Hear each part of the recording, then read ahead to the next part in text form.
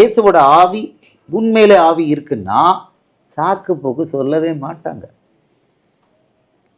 அதாவது இந்த தொழில் இப்போ நான் இந்த தொழிலில் இருக்கிறேன், சாக்கு போக்கு மட்டும் சொல்ல மாட்டோம். நான் சொல்லி பார்த்தேன், நேற்று ஒரு வழியாக ட்ரை பண்ணி பார்த்தேன். இன்னைக்கு ஆஃபீஸில் இன்றைக்கி வேலை இருக்குது, நாளைக்கு வேலை இருக்குது, ஒரே ஒரு ஆளுக்கு கொடுக்க மாட்டேன், கொடுக்குறது எப்படி அப்படின்னு சொல்லி அங்கே கொஞ்சம் ஒரு ஆளோடு நான் ஒத்துப்பாடினேன். காலையில் தட்டினார், ஒழுங்கு மரியாதை ஞானஸ்தானம் கொடுக்கணும், நீங்கள் ஒத்துக்கோ.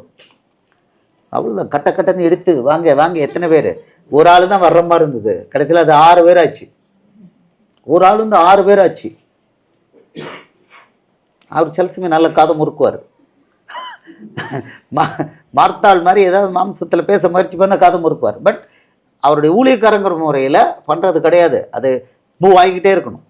அதுக்கு ஆம்பளைங்களுக்கும் போகிறது மாடஸ்ட்டாக சொல்கிறேன். ஆம்பளைங்களுக்கு சொல்லுது வேறு யார் சொல்லியும் கேட்கக்கூடாது. இயேசு சொல்ல தவிர வேறு யார் சொல்லும் கேட்கக்கூடாது. அட்வான்ஸ் ஆகணும்.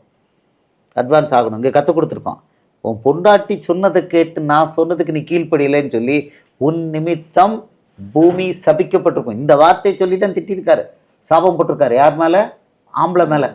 ஆதியாகமம் 3வது அதிகாரத்தில் போட்டிருக்காரு. நான் சொன்ன வார்த்தை கேட்காம உன் பொண்டாட்டி சொல்ல கேட்டேன், இப்படி தான். அதனால் ஆம்பளை வந்து சாக்கு போக்கு சொல்லவே கிடையாது. பொம்பளை பிள்ளைகள் கொஞ்சம் கிட்ட சொல்லலாம், ஆனால் அது ஆம்பளைகள் இருந்தால் அதை கரெக்ட் பண்ணிடுவாங்க. பாருங்கள், சாக்கு போக்கு சொல்கிறது கூடாது. இந்த இடத்துல அவர் சொன்ன வார்த்தை, அந்த எக்ஸாக்ட் வார்த்தை ஆதியாகமம் 3வது அதிகாரம் 17வது வசனம். பின்பு அவர் ஆதாமை நோக்கி, நீ உன் மனைவியின் வார்த்தைக்கு செவி கொடுத்து புசிக்க வேண்டாம் என்று நான் உனக்கு விளக்கின விருட்சத்தின் கனியை புசித்தபடினால்.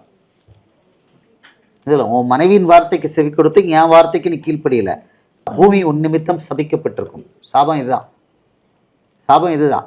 இயேசு சொன்னதை சித்தத்துக்கு கீழ்ப்படியாமல் மனைவி சொன்னது கேட்குறது, மற்றவங்க சொல்கிறது கேட்குறது, ஆம்பளைகள் அது செய்யக்கூடாது சொல்லியிருக்காரு. ஏற்கனவே ஒரு தடவை வாங்கி கட்டியிருக்கோம். ஃபஸ்ட்டு சாபம், பூமி உன் நிமித்தம் சபிக்கப்பட்டிருக்கும். மனைவிகளுக்கெல்லாம் ஒரு கோரிக்கை, ஏற்கனவே ஒரு தடவை பூமி சபிக்கப்பட்டுருச்சு, அதுக்கு மேலே சாபத்தை வாங்கி கட்டக்கூடாது. ஆம்பளை முன்னால் போகிறாங்கன்னா ஏசு என்ன சொல்கிறாரோ அதுக்கு அவனை கீழ்ப்படிய விடணும். ரொம்ப கிளியராக இருக்கணும். ஆம்பளைகளும் மனைவி சொல்லிட்டான்னு சொல்லிட்டு டிவியேட் பண்ணக்கூடாது. ஆனால் காதை முறுக்கிடுவாருங்கிறத புரிஞ்சுக்கிட்டேன்.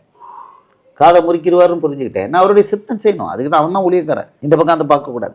தேவைகளை அவர் சந்திப்பார், கரெக்டாக கொடுப்பார், ஸ்ட்ரென்த்லாம் கொடுப்பார்.